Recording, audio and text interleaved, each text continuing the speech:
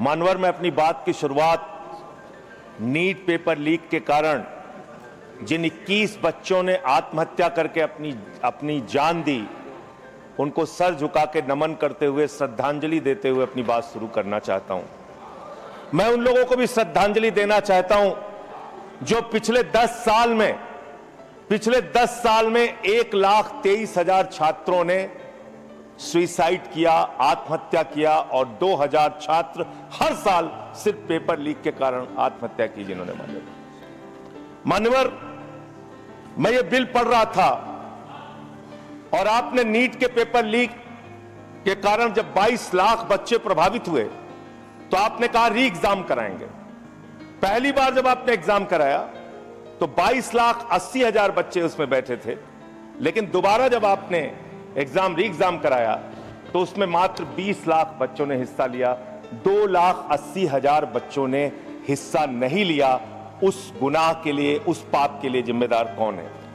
दूसरी बात मान्यवर, यह बिल देख के मुझे लगता है कि सरकार खुद स्वीकार कर रही है कि देखो भाई, पेपर लीक तो होगा, पेपर लीक हम नहीं रोक पाएंगे, पेपर लीक होगा। हत्या के खिलाफ सख्त कानून बनता है, बलात्कार के खिलाफ सख्त कानून बनता है। तो कोई हत्या का अपराधी होता है, बलात्कार का अपराधी होता है जिसको सजा मिलती है। पेपर कराने की जिम्मेदारी तो सरकार की है मान्यवर, पेपर कराने की जिम्मेदारी तो सरकार की है। आपको अपने ऊपर कॉन्फिडेंस ही नहीं है कि आप ऐसा पेपर कराएंगे जिसमें पेपर लीक ना हो। यह आपको कॉन्फिडेंस नहीं, इसलिए आप ये कानून लेके आए।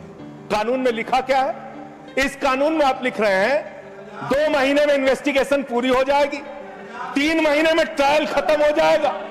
2 महीने में इन्वेस्टिगेशन पूरी हो जाएगी, 3 महीने में ट्रायल खत्म हो जाएगा। कितने कोर्ट है आपके पास? पूरे देश में कितने जजेस हैं आपके पास? फास्ट ट्रैक कोर्ट की असलियत मान्यवर पता है आपको? 2.5 lakh cases fast track court के अंदर पेंडिंग पड़े हुए हैं। यह आपकी हकीकत है। फास्ट ट्रैक कोर्ट की हालत यह है, एक लड़की एसिड विक्टिम, शाहीन नाम है उसका, 15 साल तक फास्ट ट्रैक कोर्ट में उसका मुकदमा चला और 15 साल के बाद सारे के सारे आरोपी बरी हो गए। क्या फास्ट ट्रैक कोर्ट की बात आप कर रहे हैं? गुमराह करने की बात आप करते हैं मान्यवर। इनके राज में 1 लाख सरकारी स्कूल हिंदुस्तान में बंद हुए। 1,20,000 सरकारी स्कूल ऐसे जिसमें एक टीचर है। 98,000 सरकारी स्कूल ऐसे जिसमें बच्चियों के लिए टॉयलेट का इंतजाम नहीं है। 1,19,000 सरकारी स्कूल ऐसे जिसमें बिजली का इंतजाम नहीं है मान्यवर। यह सरकार शिक्षा के ऊपर मात्र 2% पैसा खर्च करती है, मिड डे मील में नमक रोटी खाने को देती है। इसलिए क्योंकि मोदी जी का नारा है अनपढ़ रहेगा इंडिया तभी तो अंधभक्त बनेगा इंडिया। अनपढ़ रहेगा इंडिया तभी तो अंधभक्त बनेगा इंडिया। मानवर, इस सरकार ने कोयला चुराया, गैस चुराया, बिजली चुराई, पानी चुराई, शिक्षा चुराया, स्कूल चुराया, अस्पताल चुराया, पेपर चुराया। हम लोगों ने सोचा अब क्या चुराएंगे? बोले हम चंदा भी चुराएंगे, राम का चंदा भी चुराएंगे।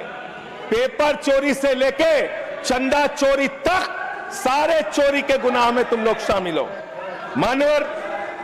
मानवर, किसान आंदोलन करता है तो खालिस्तानी हो जाता है।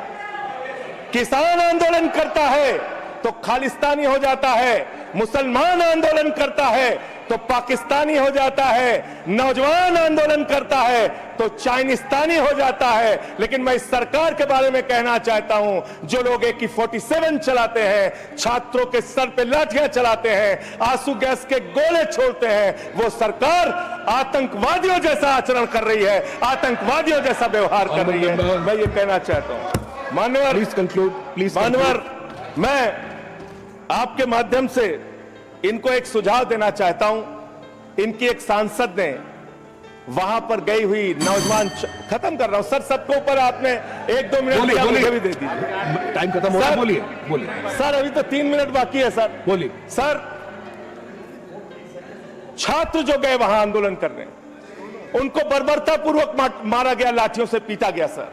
उनके सर फोड़ दिए गए, उनके ऊपर आंसू गैस के गोले छोड़े गए।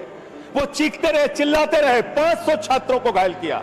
और बिहार के अंदर इन लोगों ने AK-47 चलाया सर।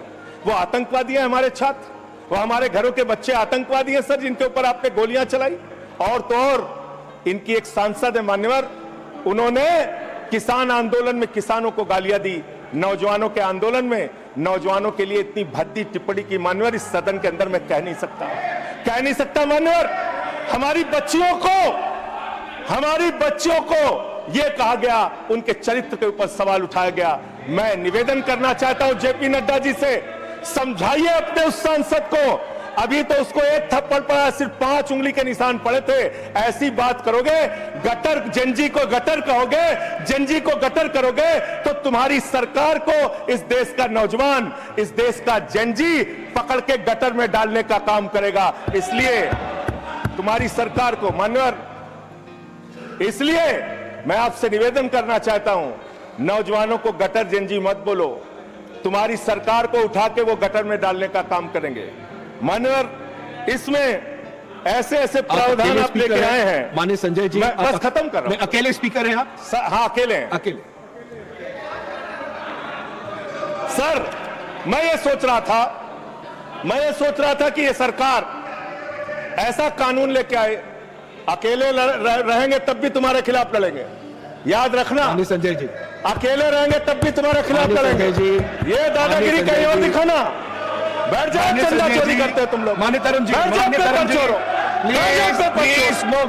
माननीय Sanjay ji, address the chair, chair को एड्रेस करें, एड्रेस द चेयर। माननीय संजय जी, मैं खत्म कर रहा हूं सर। Address the chair. अरे नहीं, एड्रेस द चेयर। माननीय तरुण जी, पेपर चोर, प्लीज। सर, मैं सोच रहा था संजय जी, अंतिम एक बात खत्म। माननीय तरुण जी, पेपर चोर, प्लीज। अकेला रहूंगा तो लड़ूंगा तुमसे। किसी गलतफहमी में मत रहना। संजय जी, समय जा रहा है आपका, समय जा रहा है। खत्म एड्रेस करिए सर, एड्रेस द चेयर। मान्यवर, मैं सोच रहा था कि आखिर ये सरकार ये पेपर चोरों के खिलाफ कार्रवाई क्यों नहीं करती। मुझे ये पता चला मान्यवर, ईडू टेस्ट नाम की एक कंपनी, खत्म कर रहा हूं, ईडू टेस्ट नाम की एक कंपनी जो गुजरात के अंदर ब्लैक लिस्टेड हुई, उससे बिहार में पेपर कराया गया, वहां भी ब्लैक लिस्टेड हुई। उसी से यूपी में पेपर कराया गया, वहां से भी ब्लैक लिस्टेड हुई। तो जो पेपर चोर है वो अहमदाबाद में ब्लैक लिस्ट हुए, बिहार में ब्लैक लिस्ट हुए, यूपी में पेपर चोरी की, क्योंकि उनको पेपर कराने का ठेका इसलिए मिलता है क्योंकि उनका संबंध। खत्म कर रहा हूं सर, 30 सेकंड सर, 30 सेकंड। उस ईडू टेस्ट कंपनी का पेपर चोर का संबंध देश के प्रधानमंत्री और कई राज्यों के मुख्यमंत्री से है। मुख्यमंत्री से है सर, मुख्यमंत्री से है। प्लीज फोटो सर, खत्म कर रहा हूं, धमकी मत दिलवाइए सर। कंक्लूड करिए।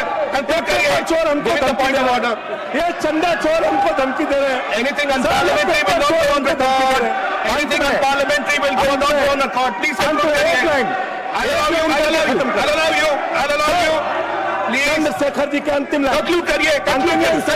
आप ही आ रहे हैं सर, हम कंक्लूड करिए। I'll have to put that one. I'll allow you. Conclude करिए। बिठाइए कंक्लूड करिए। पेट पे दर्द शुरू हो गया। संजय जी, मिर्गी के झटके आ रहे हैं सर, करिए, उनको समझाइए। कंक्लूड करिए प्लीज। मिर्गी के झटके आ रहे हैं सर, समझाइए सर। मैं आपको समय दूंगा। I'll give you the time, please. Conclude करिए सर, कंक्लूड करिए। अंत में चंद्रशेखर जी, स्वर्गीय प्रधानमंत्री जी की एक लाइन के साथ अपनी बात कहना चाहता हूं। इस देश के नौजवानों की तरफ से आपको, जिन हाथों में शक्ति भरी है राज तिलक देने की, जिन हाथों में शक्ति भरी है राज तिलक देने की, उन हाथों में ही ताकत है सर उतार लेने की। इसलिए अहंकार। Thank you. Point of order.